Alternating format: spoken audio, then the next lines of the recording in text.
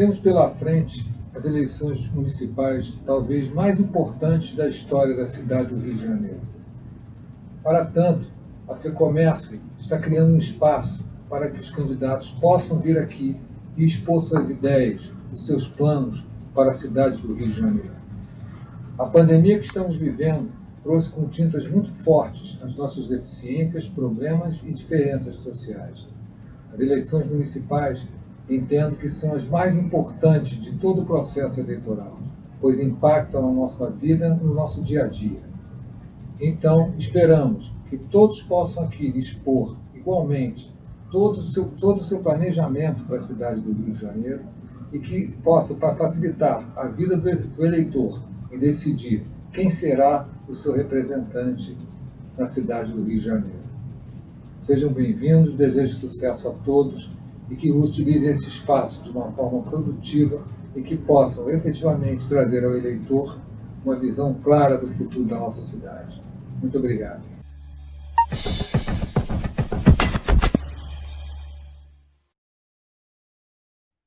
Olá, pessoal, boa tarde. Eu sou o Anderson Justino, repórter do Jornal Dia, e hoje, com o apoio da FEComércio, o Jornal Dia dá prosseguimento à série de entrevistas com os candidatos à Prefeitura do Rio. Hoje, o nosso convidado é o candidato Ciro Garcia, do PSTU. Ao lado da minha colega de trabalho, a repórter Aline, a gente vai conversar com ele durante 1 hora e tirar todas as dúvidas sobre as suas propostas de trabalho, caso seja eleito prefeito do Rio de Janeiro. Boa tarde, Ciro. Boa tarde, Aline. Sejam bem-vindos a esse debate aqui com o Dia e com a FEComércio. Boa tarde, Anderson. Boa tarde, Aline. E boa tarde a todos que estão participando aí da live do Dia, junto em parceria com a FEComércio. Quero agradecer a oportunidade do espaço de poder apresentar, né, para os trabalhadores e trabalhadoras do Rio de Janeiro as nossas propostas. Ciro, então eu já deixo a primeira pergunta com a nossa colega Aline, que vai começar a conversar com você. Aline, pode fazer a primeira pergunta. Boa tarde a todos, boa tarde, candidato. Eu começo falando de uma questão que é muito importante. A pandemia trouxe problemas e ressaltou outros no Rio de Janeiro, e eu queria saber como você pretende fazer, quais são as prioridades, caso você seja eleito prefeito, para resolver essas mazelas aí que foram colocadas em destaque ainda mais na nossa cidade depois, devido à pandemia.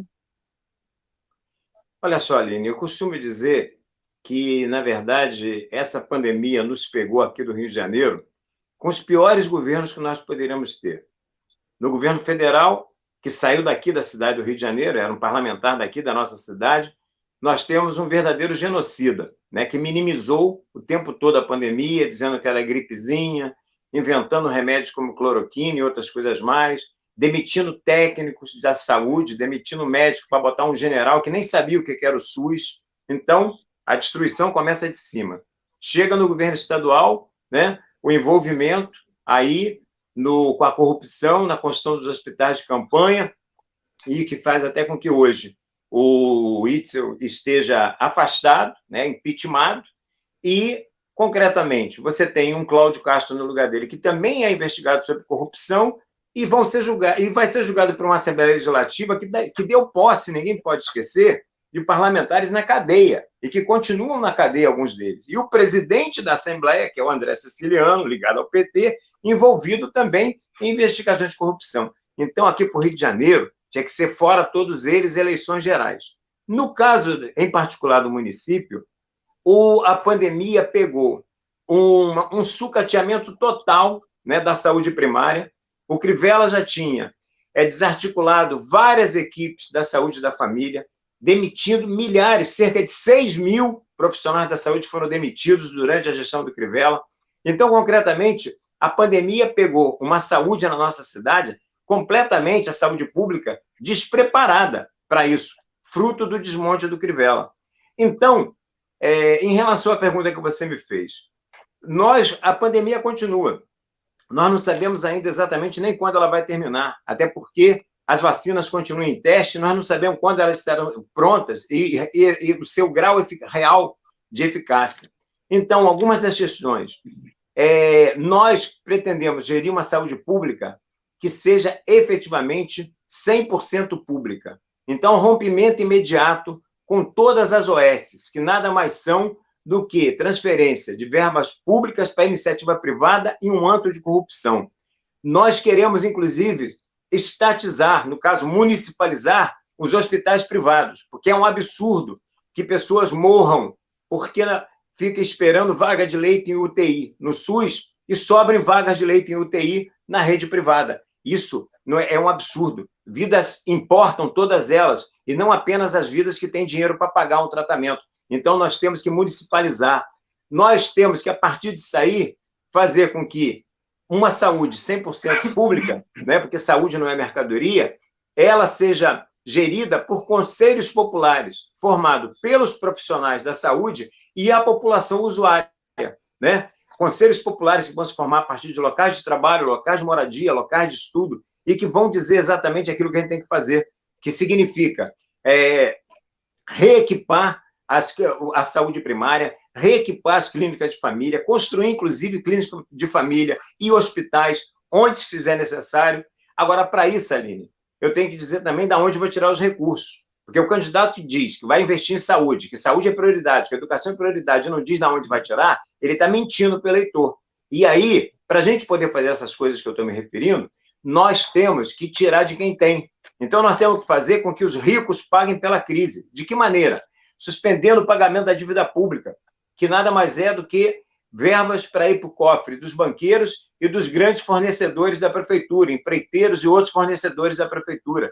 Nós temos que estabelecer um IPTU progressivo nessa cidade, onde os bairros nobres paguem mais caro e a gente possa, inclusive, isentar de IPTU os bairros onde mora a população de baixa renda, acabar com as isenções fiscais aqui da nossa cidade e cobrar, né, os grandes devedores da prefeitura, né, que são vários bancos, várias grandes empresas, devem e não se faz absolutamente nada. De posse desses recursos, apoiado nos conselhos populares, numa saúde, né, totalmente municipalizada, uma saúde 100% voltada para o SUS, nós vamos ter uma saúde de qualidade, vamos ter condições de enfrentar a pandemia e vamos, inclusive, acabar com determinadas mazelas, como, por exemplo, a fila do CISREG e outras coisas mais. Então, só para, assim, no primeiro momento, essas medidas, do meu ponto de vista, são fundamentais. Agora, existem outras. Quando você está falando da pandemia, não é só um problema da saúde. Na verdade, aqui no nosso país, nunca se fez uma quarentena para valer. Mesmo no momento em que o Bolsonaro sabotava a quarentena, os governos estaduais e municipais implementaram uma quarentena, mas sempre foi uma quarentena fake, uma quarentena meia-boca. Porque, por exemplo, o trabalho industrial nunca paralisou. Os grandes meios de comunicação falam da aglomeração na praia, falam da aglomeração nos bares, mas nunca falaram da aglomeração nos transportes públicos o tempo todo, por conta da indústria nunca ter parado. E isso acabava fazendo a aglomeração nos transportes públicos, circulação do vírus e aumentando, né, a questão da letalidade da doença entre nós.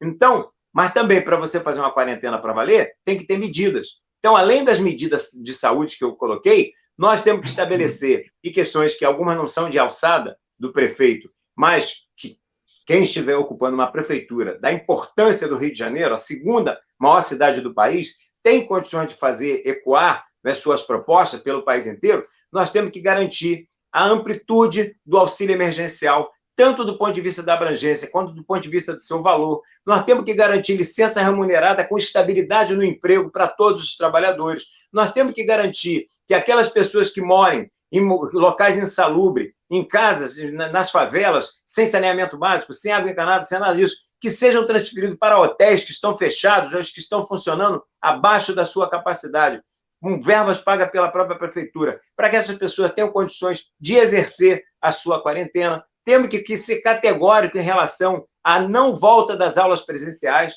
Quero me solidarizar com os trabalhadores, tanto da rede pública quanto da rede privada, os profissionais da educação que votaram greve pela vida, porque é um absurdo, é um aumento do genocídio fazer voltar às aulas agora, no momento que a gente ainda não tem uma vacina. Então, nós temos que tomar um conjunto de medidas para que, de fato, a gente possa conter a pandemia. Até porque a ciência diz que o método mais eficaz em relação à erradicação do vírus é a é o isolamento social. E nós estamos vendo na Europa, né, países que já tinham voltado à normalidade, que estão sendo obrigados novamente a fechar tudo. Então, nós temos que fazer isso aqui de verdade, para valer. E não é um problema só do prefeito do Rio de Janeiro. Isso é uma questão do país. E a população tem que estar mobilizada e se organizar para exigir isso, tanto do governo federal, quanto do governo estadual e do próprio governo municipal.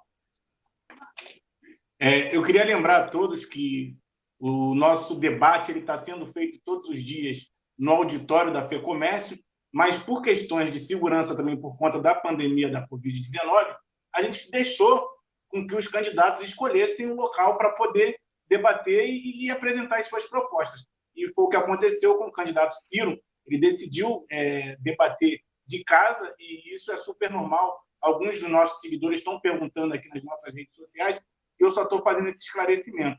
Ciro, eu vou só parar um pouquinho, olhar para o lado aqui, eu preciso ler a pergunta do presidente da FEComércio, né, o Antônio Florencio. Ele pergunta o seguinte: a informalidade crescente é um fator que muito preocupa o setor do comércio, ainda mais quando sabemos que em muitos casos são canais de escoamento de carga roubada de produtos piratas. Por outro lado, reflete o sério problema social que todos temos consciência. Qual a sua avaliação do assunto e propostas para enfrentar esse problema? Aí são vários problemas envolvidos, né? Essa pergunta ela é de uma complexidade muito grande, porque nós temos a questão do roubo de cargas, que envolve a questão de segurança, nós temos a questão do escoamento desses produtos, né, através de trabalhadores informais, que envolve verdadeiras redes, né, de criminosas, onde estão envolvidos aí milicianos, né? Vários deles, inclusive, em ativa, em órgãos de segurança, como a polícia, os bombeiros, né? E polícia civil, polícia militar e assim por diante. É um problema sério que nós temos aqui na nossa cidade. Um outro problema, que é o desvio de função da Guarda Municipal, pois, como a própria pergunta coloca, no momento em que a questão do desemprego é uma tragédia na nossa cidade, né? Então, vários trabalhadores são lançados ao trabalho informal, se tornam camelôs, se tornam trabalhadores informais, e você tem uma guarda municipal perseguindo o camelô. Essa, na nossa visão, não é a função da guarda municipal. Nós somos contra o armamento da guarda municipal e achamos que a guarda municipal tem que dar segurança, principalmente aos órgãos públicos e às vias públicas, às escolas públicas, aos hospitais públicos, aos parques, aos jardins, às ruas. Agora, é claro que nós entendemos perfeitamente o ponto de vista do setor do comércio com relação a essa questão de uma fiscalização e de regularização desse trabalho. Então, nós não temos que perseguir esses trabalhadores, mas nós temos que dar condições para que eles trabalhem, inclusive, com dignidade. Isso significa o quê? Você ter uma regularização dessa atividade. Então, isso é perfeitamente possível. A outra questão tem a ver com a segurança, né? Que não diz respeito somente ao prefeito, até porque, do ponto de vista constitucional, essa é uma questão que está na mão do governador. Mas é óbvio que o prefeito não pode se imiscuir, até porque os problemas de segurança acontecem na cidade, né? Então, o que nós temos que atuar aí é exigir, né, do governo que tenha efetivamente uma polícia voltada para a inteligência, né, e impedir esse tipo de coisa. Lamentavelmente, nós sabemos que existe, até por conta da atuação das milícias, uma certa omissão, né, em relação a tratar de frente essas questões e que nós não podemos mais continuar tolerando isso. Então, nós temos uma série de problemas aqui na nossa cidade que dizem respeito à segurança, né, que não são alçada do prefeito, mas acontece com os moradores da cidade, como, por exemplo, a criminalização da pobreza, através de uma guerra às drogas que promove um verdadeiro genocídio contra a juventude negra que mora nas nossas favelas, envolvidas ou não com o tráfico. Crianças e crianças como Ágatas Félix, João Pedro, João Vitor e outros, que são assassinados todos os dias por balas achadas, por balas perdidas. Então, essa é uma outra questão que nós temos que atacar, que tem a ver com a pergunta que foi feita, porque nós temos que desmilitarizar a polícia militar, nós temos que estabelecer uma polícia única, né, uma parte dela fardada, voltada para o policiamento ostensivo, e uma parte dela de inteligência. E nós temos que ter uma polícia única, com eleição de delegados por parte da comunidade para ter uma polícia de aproximação, direito de sindicalização, direito de greve, tá? E, a partir daí, e você começar a coibir essas coisas. E uma outra questão, né, que é a própria descriminalização das drogas, porque você atacando o tráfico de droga, você ataca o tráfico de armas também. Quando você fala da questão do roubo de cargas e tudo isso, isso é alimentado também pela circulação de armas que existe na nossa cidade, fruto, né, desse tráfico, que só traz lucratividade para a indústria armamentista e só traz tragédias para a população da nossa cidade e para os setores, como é o caso dos comerciantes, que estão sofrendo na pele essas coisas. Então, é um conjunto de questões que estão envolvidas aí, por isso que eu falei que era uma pergunta bastante complexa, não é uma questão que você possa atacar só um ponto específico, porque ele envolve uma série de outras questões. Sim, eu queria só que o senhor explicasse para os nossos seguidores como que o senhor vai planejar a segurança pública para o município. Eu queria que o senhor explicasse um pouco mais detalhado a questão da guarda municipal, a questão da aproximação entre município e governo do Estado. E queria também fazer uma pergunta, caso o senhor seja eleito, o senhor vai se aproximar do presidente Jair Bolsonaro? Então, olha só, não tem como você falar que você, se eleito for, né, você não vai ter relações com o governo. São relações institucionais. Tanto a relação com o governo do Estado, como a própria relação com o governo Bolsonaro. Não tenho nenhuma expectativa em relação tanto a um quanto a outro governo, porque são governos que foram eleitos, né, com o objetivo de governar para os ricos e poderosos da nossa cidade e do nosso país, né? Governos envolvidos em corrupção, governos envolvidos em rachadinhas, como é o caso lá do governo federal, ou é o caso daqui do governo estadual, que está até afastado, nós já tivemos oportunidade. Agora, é claro que você vai ter que ter uma relação institucional. Agora, relação de cooperação não existe, porque a cooperação, a concepção de governo desses senhores, tanto do governo federal quanto do governo estadual, é uma concepção voltada para a gestão do sistema capitalista e voltada para atender os interesses dos grandes empresários, dos ricos e poderosos. Nós temos uma concepção completamente diferente disso aí. Então, quando você fala, para a gente poder detalhar, primeiro, a Guarda Municipal ela tem que parar com esse desvio de função. Não é tarefa da Guarda Municipal sair correndo atrás de camelô no meio da rua, num momento de crise de emprego como essa que nós estamos vivendo. Então, o que a Guarda Municipal vai fazer? A Guarda Municipal vai guardar as propriedades e as vias públicas nas escolas municipais, nos hospitais municipais, nos jardins, vai fiscalizar, inclusive, né, como eu coloquei, essa questão do trabalho informal. Vamos estabelecer regras, né, para que os trabalhadores, que os camelôs, os trabalhadores informais possam trabalhar. E uma fiscalização nessa regulamentação, não perseguição, não sequestro de mercadorias, né, como a gente vê, e nós somos terminantemente contra, mas, a partir disso aí, nós estabelecemos também a questão, por exemplo, o Rio de Janeiro, ele tem o problema dele de segurança, tem a ver, as populações, principalmente das favelas e das periferias, sofrem 3 tipos de opressão. A opressão do tráfico, a opressão das milícias e a opressão das próprias forças de segurança. Hoje, a questão das milícias, cada vez fica mais claro, todo dia sai um grande órgão da grande imprensa, pode ser no Dia, pode ser num outro veículo qualquer, de que cada vez mais os milicianos estão tomando conta da cidade. E todo mundo sabe que grande parte desses milicianos tem envolvimento com a área política, tem envolvimento com os setores que estão, quer seja no executivo, quer seja no legislativo, e nós temos que inibir isso. Mas como que nós vamos fazer? Nós, por exemplo, defendemos, inclusive, que haja o direito de autodefesa nas comunidades, que as comunidades possam se autodefender, tanto da opressão do tráfico, quanto da milícia, quanto da própria violência das forças de segurança.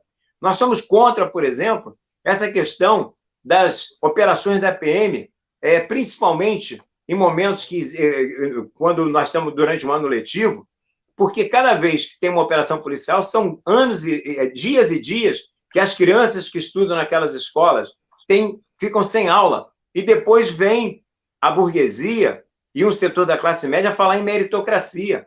Como é que vai se falar em meritocracia se não existe igualdade de oportunidades? Então, essas questões todas estão ligadas à questão da segurança. É óbvio que se você tem a Guarda Municipal redefinindo claramente suas funções, tá?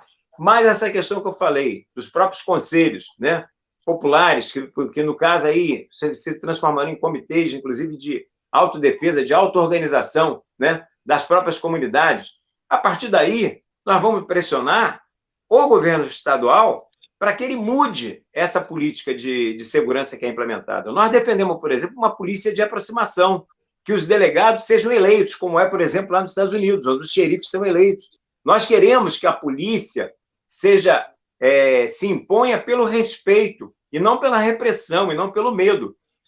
Isso não é um problema do prefeito, mas acontece na cidade. Então, o prefeito, ainda mais uma cidade como o Rio de Janeiro, vai defender propostas como essa e, se apoiando em conselhos populares, vai mobilizar a população da cidade para que isso se torne uma realidade. Então, a questão da segurança passa por esse conjunto de medidas. Tirar, por exemplo, a questão de drogas da pasta de segurança pública para a pasta de saúde pública. Droga, tudo é droga. Por isso o nome de farmácia é drogaria.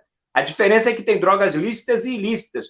Nós entendemos que as drogas têm que ser legalizadas e passar toda a cadeia produtiva para dentro da economia formal. Então, inclusive, vai gerar emprego, vai gerar impostos e acaba sendo também um brutal ataque ao tráfico de armas. Esse conjunto de medidas vão mudar a cara da cidade. Esse conjunto de medidas vão mudar a cara da cidade. E muitas vezes as pessoas perguntam: mas a questão, por exemplo, mas como é que você vai fazer aprovar um projeto desse na Câmara Municipal? Ou como que um projeto desse pode ser aprovado na Assembleia Legislativa? Existe, na realidade, o que é legal e o que é legítimo. Muitas vezes cabe, né, a população, através da sua organização e da sua mobilização, fazer com que aquelas questões que são legítimas, que sejam necessárias e que estejam sendo ignoradas ou até mesmo sendo contrariadas pelo ordenamento jurídico, fazer com que esse ordenamento jurídico acabe aceitando essas questões.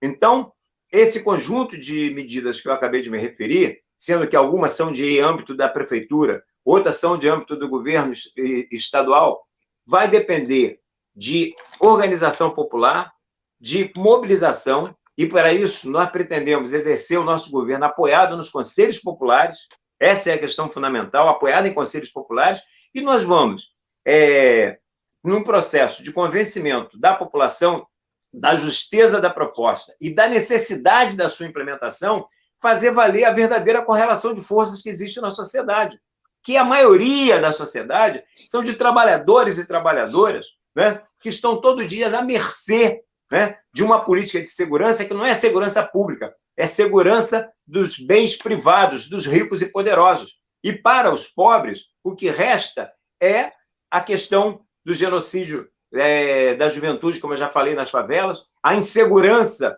na maioria dos bairros da Zona Norte e da Zona Oeste.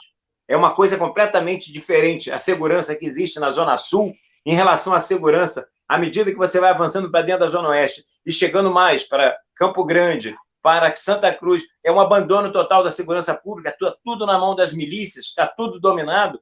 Então, o prefeito da cidade ele tem que intervir nisso. Ele não pode ver isso e ficar omisso, e ficar calado. Então, é um conjunto de medidas que você tem que tomar, né? Tendo claro que grande parte delas você vai contrariar interesses daqueles que sempre se beneficiaram desse tipo de política, do enxugamento de gelo, por exemplo, que é essa guerra ao tráfico.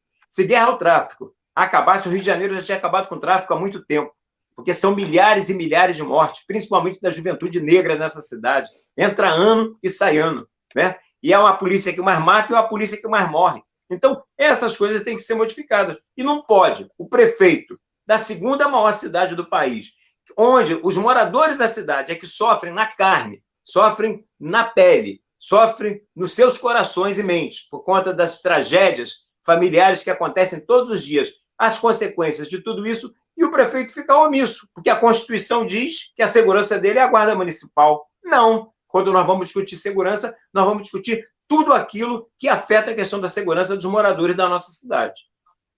Sim, candidato, agora eu passo a pergunta para a nossa colega Aline. Candidato, você falou aí que as pessoas da nossa cidade sofrem com as mazelas, né?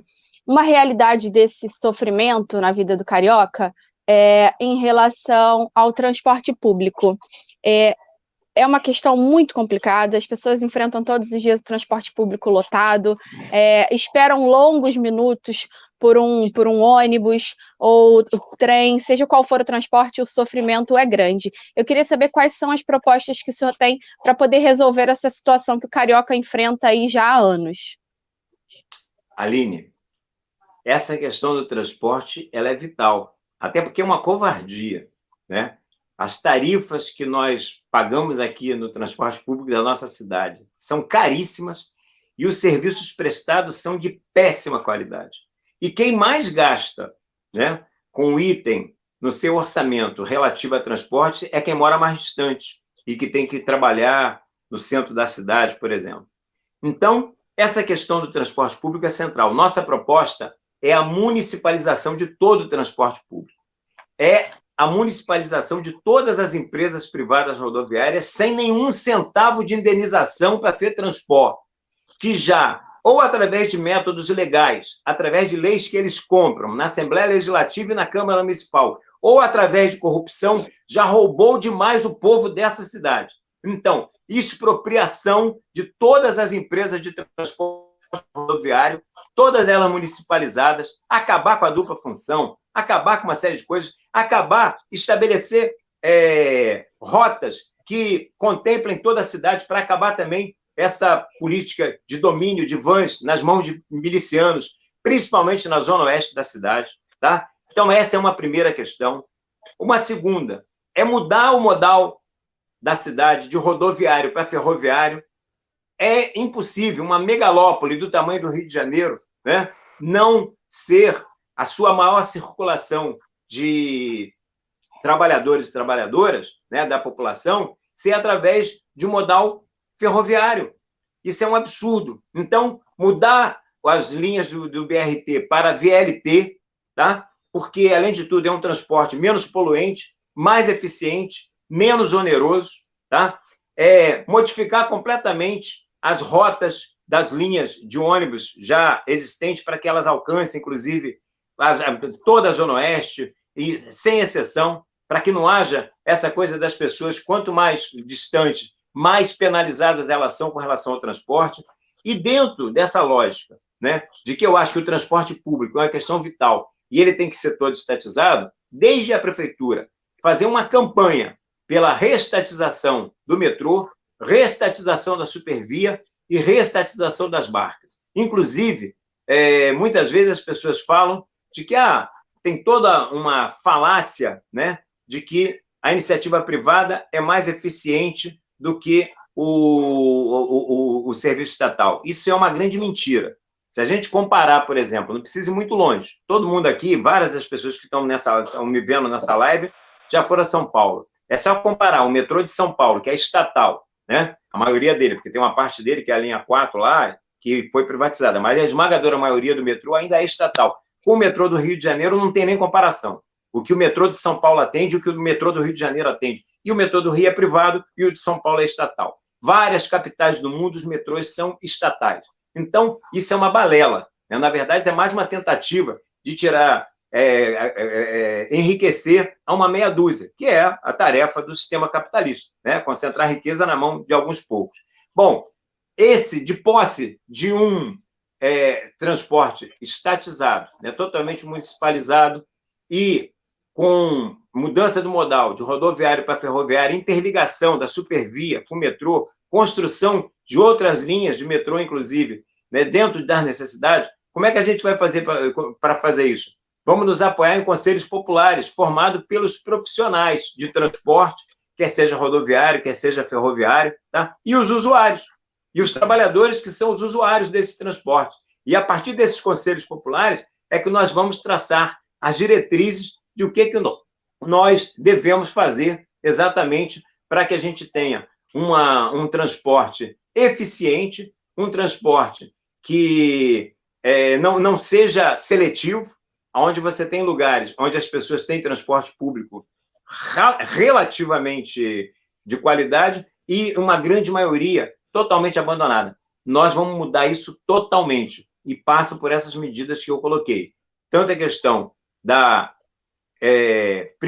estatização, né, a municipalização da FETransporte, transportes ferroviários, sem nenhuma indenização e apoiado nos conselhos populares. E tentar, desde a prefeitura, fazer campanha para reestatizar todo o transporte público, porque tem uma parte que não tem a competência do prefeito. O metrô é estadual, Supervia é estadual, as barcas são estadual, mas aí eu volto naquele negócio. É o prefeito da cidade, onde está a maioria da população do estado, da segunda maior cidade do país. Então, se a proposta é justa, se ela é necessária, a população vai comprar a briga junto conosco e nós vamos conseguir esses objetivos. Candidato, eu aproveito... Aline, pode só para complementar? Claro, claro. Ok. Só para complementar, eu gostaria que o candidato falasse especificamente sobre o BRT. O Dia acabou de fazer uma série de reportagens que mostrou a situação que está as estações do BRT, destruídas, sucateadas, enfim, com umas obras sem terminar. Eu queria que o senhor falasse um pouquinho exatamente, especificamente sobre o BRT. Então, Aline, só um minuto, por gentileza. Oi, Anderson. Por conta do tempo, eu só pediria que o senhor fosse um pouquinho mais breve nas respostas. Tá legal, Anderson. Valeu. Não, então, eu já tive oportunidade. Eu quero mudar, eu acho que tem que ser mudado o modal de rodoviário para ferroviário. Então, primeiro que eu acho que acontece no VLT é um absurdo. É muito mais o abandono do poder público do que propriamente vandalismo, né? Onde existe o abandono, muitas vezes acaba se instalando o caos, né? Mas o que mostra exatamente é o descompromisso do poder público, do prefeito, principalmente da cidade, né? A pior gestão de todas, todas foram péssimas, mas a do Crivella nem dá para falar, o abandono que está acontecendo. Mas a nossa proposta, Aline, para ser bem específico, é transformar os BRTs em VLTs. Aproveitar os traçados e, ao invés de BRT, nós vamos ter VLT. Como eu já disse, é um transporte mais eficiente, transporta mais gente, é menos poluente e é menos oneroso. Eu só queria dizer que quem nos acompanha através das redes sociais podem mandar as suas perguntas. Se der tempo, a gente vai ler aqui, vai fazer a pergunta ao candidato. Caso não dê tempo da gente fazer as perguntas que são enviadas, eu já adianto ao candidato que as perguntas ficam aqui, elas vão ficar arquivadas aqui no vídeo, que vai estar tanto no nosso Facebook quanto no nosso YouTube. E se o candidato quiser ir lá e responder depois, pode ficar à vontade. Candidato, o Jorge Costa, através do YouTube, ele pergunta o seguinte: Ciro, qual é a sua proposta para a educação do Rio? Então, a primeira questão é valorizar o profissional de educação. Então, isso significa estabelecer um plano de carreira unificado que pressuponha promoções tanto por tempo de serviço quanto pela formação, incentivar um processo de formação continuada, onde as pessoas todas da carreira, desde aqueles cargos os mais humildes, como a merendeira, o pessoal da cozinha, de asseio e conservação, possam ter estímulo para estudar, para que tenham perspectiva de ascensão dentro da carreira, né, conquistando o magistério.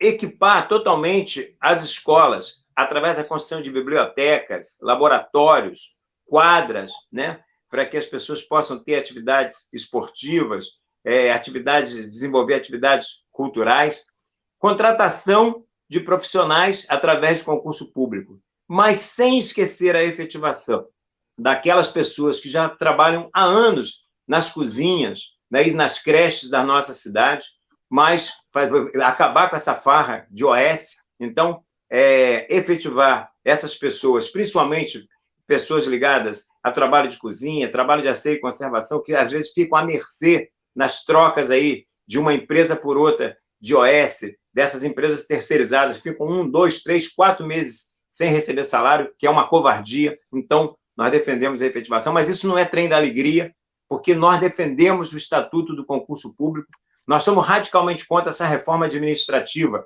que quer ser implementada aí pelo governo Bolsonaro e pelo Congresso, que nada mais é do que atacar os servidores públicos, mas atacando os servidores públicos, eles estão querendo atacar a população trabalhadora mais humilde, que é aquela que precisa de um serviço público de qualidade, é ela que precisa de uma educação pública de qualidade, que é o que nós estamos tratando aqui, uma saúde pública de qualidade, que é o que nós já tratamos aqui.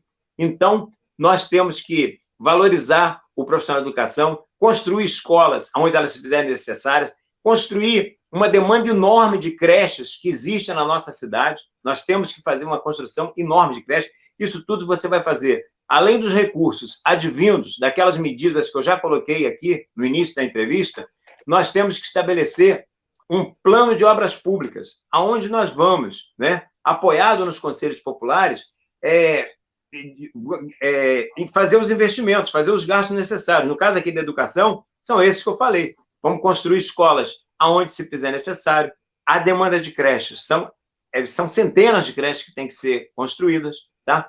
Então, valorização do profissional, como eu já falei, e, inclusive, tá, também, porque educação também não é mercadoria, municipalização de escolas privadas. Agora mesmo, na pandemia, tem uma série de escolas privadas que dizendo que estão em dificuldades por conta da pandemia. Não tem problema, a gente vai lá e municipaliza essas escolas.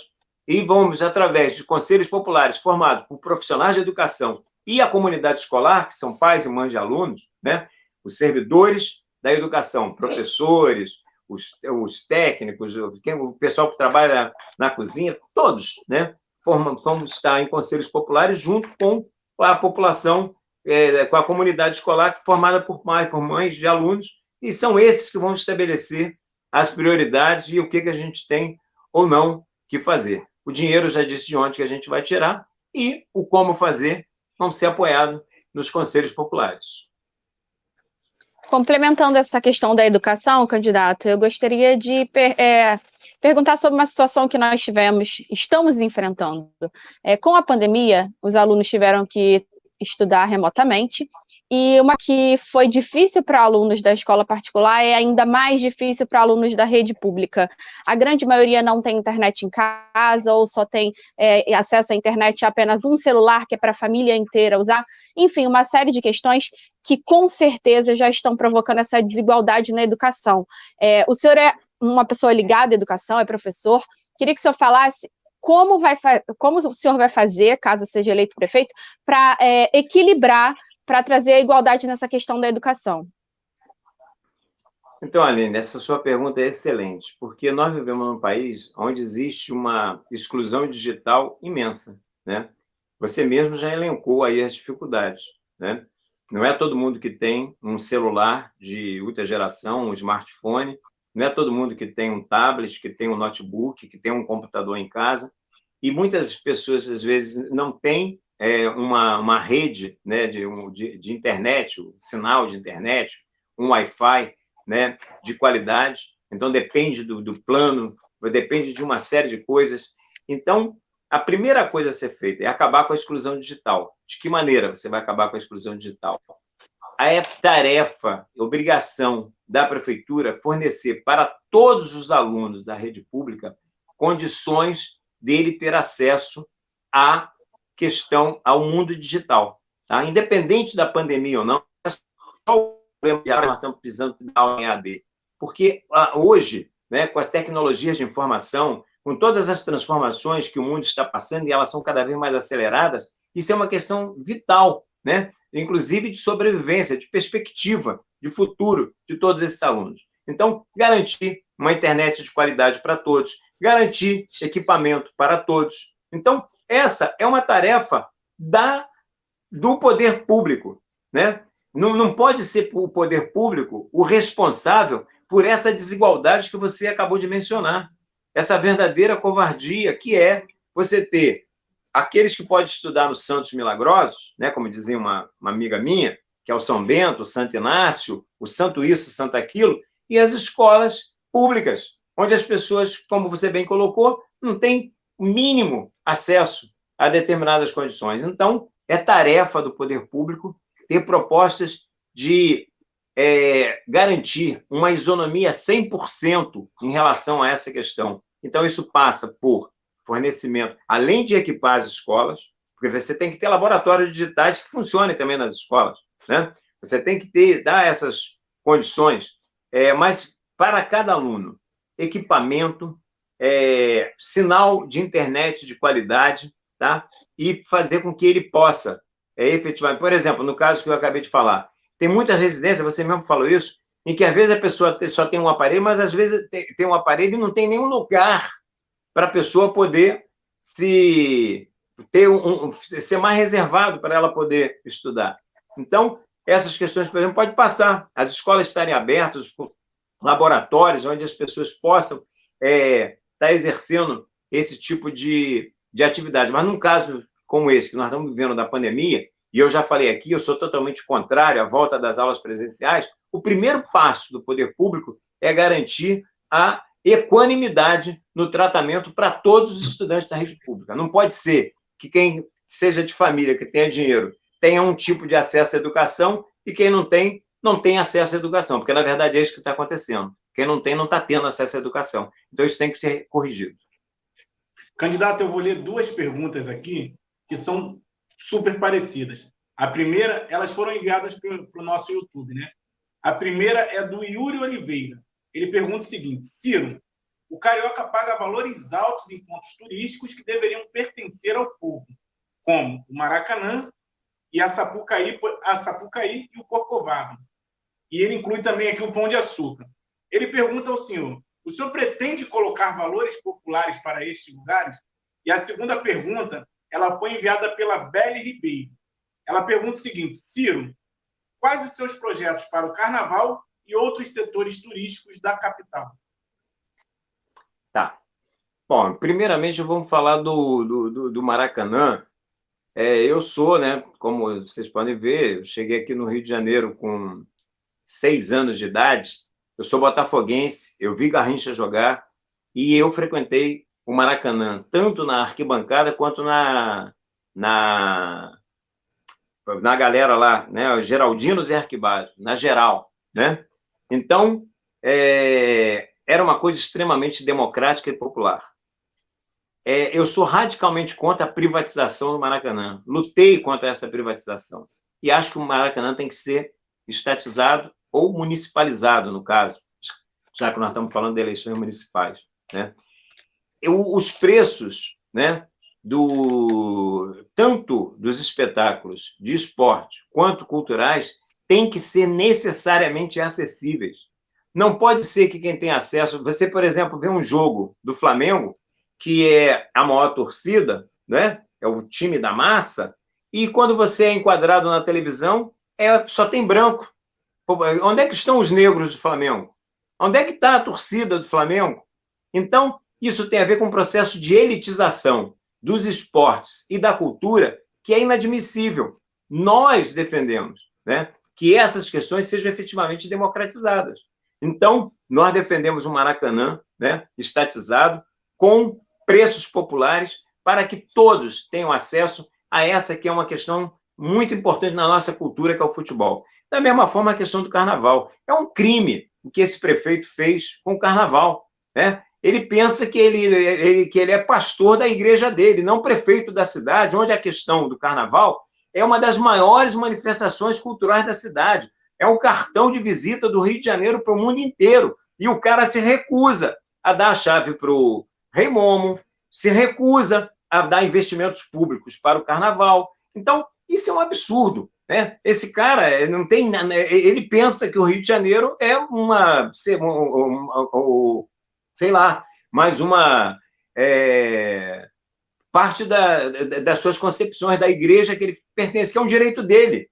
E respeita todas as pessoas que tenham a mesma confissão religiosa que ele. Agora, é um desrespeito imenso dele, enquanto prefeito da cidade, o que ele fez em relação ao carnaval. Então, a nossa proposta é de apoio incondicional ao carnaval, não só a série de elite, mas também ao acesso e à Intendente Magalhães. Porque, na verdade, quando você está falando aqui do carnaval, você está falando, por exemplo, das escolas de samba, as escolas de samba não são só os 4 dias que elas movimentam aquela multidão de pessoas, quer seja no Sambódromo, quer seja lá na Sapucaí, quer seja na Intendente Magalhães, não, é o ano inteiro, são os barracões, é a economia que está circulando, então tem que ter um apoio do poder público, inclusive, porque isso interfere, a questão da privatização do carnaval interfere na própria criatividade dos artistas,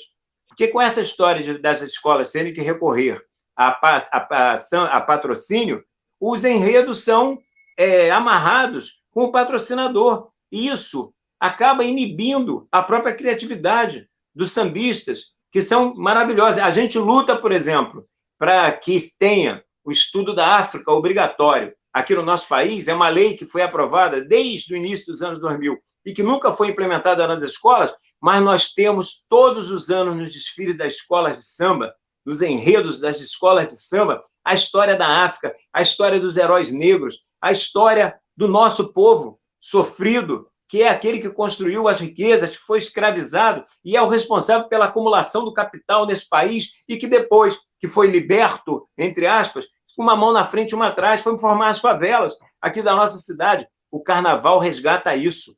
A escola de samba muitas vezes ensina mais, até, do ponto de vista, do que os currículos engessados. Quando, por exemplo, a gente tem uma lei como essa de dar obrigatoriedade ao ensino da África, da história da África, mas não tem concurso público para colocar professores para poder dar. Então, essa questão do esporte e da cultura tem que contar com integral apoio do poder público, até para que também não tenha privatização, só para fechar essa questão, da cultura. Essa questão, por exemplo, da lei de incentivo fiscal é um problema, porque, por exemplo, essas leis, elas acabam fazendo com que os grandes artistas, aqueles que são renomados, aqueles que têm nome, consigam grandes patrocínios. O artista que está começando a sua carreira, qualquer que seja ela, seja no teatro, seja na música, seja nas artes circenses, ele tem dificuldades em ter patrocínio, porque o empresário ele não é filantropo.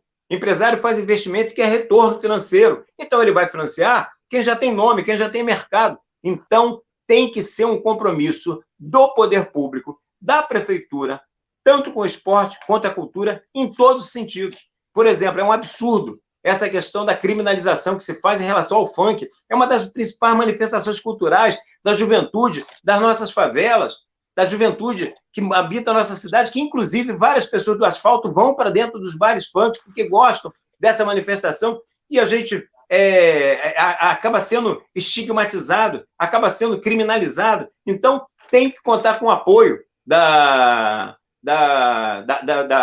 do poder público, através de verbas públicas, porque assim você democratiza, né, a questão da criatividade, você vai permitir que todos possam se manifestar nas diversas manifestações culturais que existem na nossa cidade, quer seja o samba, quer seja jongo, quer seja... Bom, o funk, como eu já falei, são muitas. São as pessoas que se dedicam às artes circenses, que vão, às vezes, para os sinais de trânsito tentar ganhar vida, e que muitas vezes são vistos com olhos tortos. Você parece um bando de vagabundo. Não, são pessoas que estão exercendo ali uma arte, estão fazendo um trabalho, e que não têm apoio do poder público. Sem falar a destruição da rede pública, das lonas culturais, dos teatros públicos, uma série de coisas que estão completamente abandonadas. Então, você tem que ter verbas públicas para o esporte e para a cultura. É fundamental, inclusive, para poder dar vazão à criatividade daqueles que atuam nesses setores. Candidato, a nossa amiga queria complementar a pergunta sobre o turismo e queria emendar uma outra pergunta para o senhor. Candidato, ainda sobre turismo, eu gostaria de saber se o senhor acha que falta na nossa cidade uma agenda cultural que talvez colaborasse e atraísse ainda mais turistas para a nossa cidade.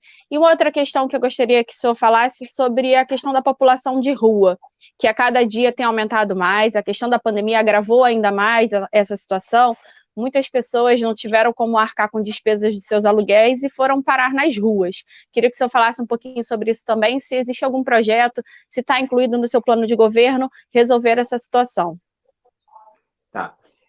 Tinha ficado um gancho, inclusive, nessa questão do turismo, de uma pergunta anterior, me perdoem, eu acabei passando ao largo, né, sobre essa questão do Cristo, do Pão de Açúcar, né, do preço, acesso.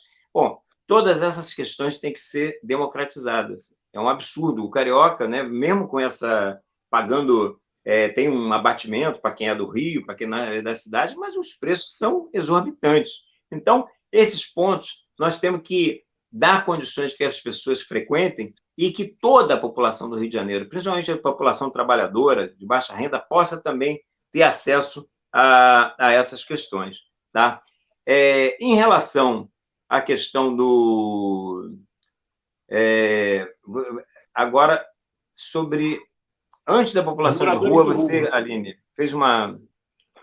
Me perdoe. Os moradores Além de da rua. população, antes da população de rua, qual era a questão mesmo? Sobre o turismo, Aline, fala novamente. O turismo. Isso, sobre o turismo. O turismo. Olha... Sobre calendário cultural na cidade. Não, sim, agora veio. Eu costumo dizer o seguinte, eu sou de um tempo, quando eu cheguei aqui, eu frequentava, por exemplo, a Praia de Ramos, que era própria para banho, não é o Piscinão de Ramos. Eu frequentava as praias da Ilha do Governador, que eram próprias para banho. Eu frequentava a praia de Sepitiba, e lá em Sepitiba ainda tinha uma laminha lá que o pessoal dizia que era medicinal, todo mundo ia para lá, ficava todo ilameado, porque aquilo ali tinha uma coisa que diziam que aquilo ali era bom para a pele, bom para... Bom, e hoje você olha a Baía de Sepitiba, você olha a Baía de Guanabara, você olha a Praia de Ramos, você olha, é uma desolação só. Então, o que eu estou querendo? Por que eu comecei por aí? Porque eu sou daqueles que sou contra essa história de que o Rio de Janeiro, o turismo do Rio de Janeiro é do centro para a Zona Sul. É o Corcovado, é o Pão de Açúcar, né? Quando muito a Floresta da Tijuca, que é onde está o próprio Corcovado, né? Nós temos condições de dinamizar o turismo na cidade inteira. Nós temos que resgatar a Baía de Sepitiba. Nós temos que resgatar, né? E ser parte fundamental na despoluição da Baía de Guanabara. Então, para isso, quando eu falei daquele plano de obras públicas, nós temos que fazer obras de saneamento básico, nós temos que fazer dragagem de rios, nós temos que fazer contenção de encostas, né?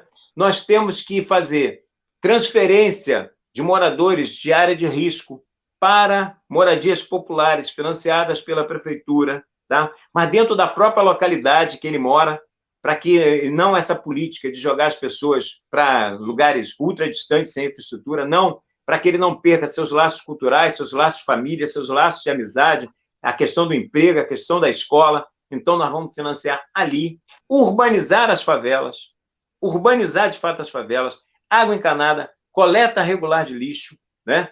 Então, com mais esse conjunto de obras a que eu acabei de me referir, você tem todas as condições de dinamizar o turismo na cidade inteira. Um dos passeios mais lindos dessa cidade é a Igreja da Penha. A gente fala do Cristo Redentor, a gente fala do Pão de Açúcar, mas nós temos na Zona Norte, na Leopoldina, a Igreja da Penha, que é uma coisa belíssima. E nós temos uma série de outras coisas belíssimas na cidade. Então, dinamizar o turismo no Rio de Janeiro significa resgatar a cidade de conjunto, que, diga-se de passagem, do ponto de vista de belezas físicas, belezas naturais, é, sem dúvida alguma, a cidade mais linda do planeta. Eu não tenho nenhuma dúvida com relação a isso. Tá? Então, o resgate tem que ser total. E aí a gente vai fazer uma agenda cultural que vai entrar a Festa da Penha, que vai entrar, como já existe, a Paixão de Cristo da Lona de Vista Alegre, que foi criada, inclusive, pelo meu irmão. Eu queria fazer uma homenagem a ele, que ele morreu em 2007, mas foi meu irmão que criou a Paixão de Cristo de Vista Alegre. Né? Então, a cidade ela é múltipla e ela toda tem que estar contemplada. E com relação a... Oi, Anderson. Só a população de rua... Rapidinho. Isso. A população de rua. Vou falar, não vou deixar a Aline... Até porque essa é uma questão muito importante, né, que está acontecendo na nossa cidade. O que a gente tem que fazer? Primeira coisa, nós temos que atacar o desemprego. Tem uma parte dessa população aí que está nas ruas por causa do desemprego, como a própria Aline colocou no enunciado da pergunta, né? Pessoas que não tem como pagar o aluguel e que foram para as ruas. Tem pessoas que moram longe e que só vão para casa no fim de semana. Então, e tem uma população de rua, né? Então, são várias medidas. Primeiro, nós temos que ter um emprego. Então, quando eu falo de plano de obras públicas, para fazer todas essas obras que eu já me referi aqui, né? Mas ele também está atacando o desemprego da cidade. E também, como prefeito dessa cidade, aqui tem uma indústria, aqui a vocação do Rio não é só turismo e serviços. Nós temos uma indústria, um potencial para uma indústria naval poderosa. Nós temos vários estaleiros abandonados nessa cidade. Nós temos que tomar todas as medidas que estiveram ao alcance do poder público para revitalizar a indústria naval da nossa cidade. Então, você aumentando a oferta de empregos, você vai estar atacando uma questão. Nós temos que colocar a população, essas, por exemplo, que moram na rua, que têm casa, mas que ficam, em hotéis populares, financiados pela prefeitura. Nós temos que dar tratamento opcional, jamais compulsório, para aqueles que quiserem fazer tratamento de desintoxicação e tratamentos psiquiátricos para todos que tiverem necessidade. Então, esse conjunto de medidas e construção de abrigos decentes, né, dignos, onde as pessoas tenham uma alimentação digna, onde tenha como poder dormir e dignamente, e inclusive ser tratados como ser humano que são, né? E são pessoas que estão se desumanizando com esse processo. Então, nós temos que resgatar a humanização dessas pessoas com esse conjunto de medidas que eu acabei de me referir. Candidato, por conta do tempo, é muito breve, então a gente tem que seguir o tempo que todos os candidatos, o tempo que a gente tem dado a todos os candidatos. Infelizmente, o tempo é curto, mas é um período que a gente consegue aqui ouvir as propostas que você tem para o povo carioca, para o cidadão carioca. Eu gostaria de fazer as duas últimas perguntas para você. A primeira foi enviada novamente pelo Yuri Oliveira, que é o nosso seguidor aqui do Facebook, do YouTube, perdão. Ele pergunta o seguinte: Ciro, o PSTU se considera um partido de extrema esquerda de revolução.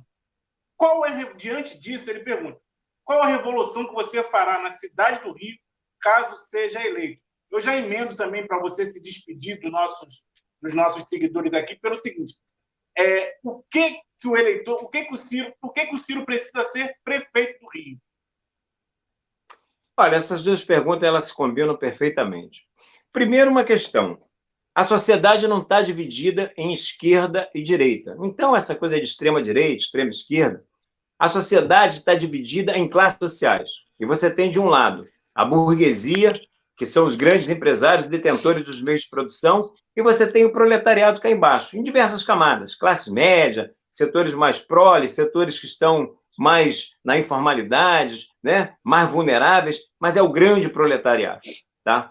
Então, eu costumo dizer o seguinte: a revolução que nós queremos fazer é a revolução em que a classe trabalhadora tome o poder, porque é a única perspectiva que ela tem para resolver os seus problemas, do ponto de vista dela enquanto classe. A burguesia, para instalar o capitalismo, ela fez uma revolução, que foi a Revolução Francesa de 1789, para poder consolidar o sistema capitalista. Nós, trabalhadores, temos que fazer a nossa revolução para consolidar o sistema socialista.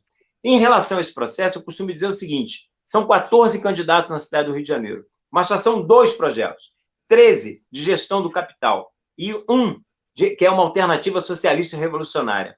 É claro que nós não vamos fazer socialismo no Rio de Janeiro a partir de um resultado eleitoral, mas nós pretendemos implementar medidas em que a gente categoricamente garanta que os ricos paguem pela crise.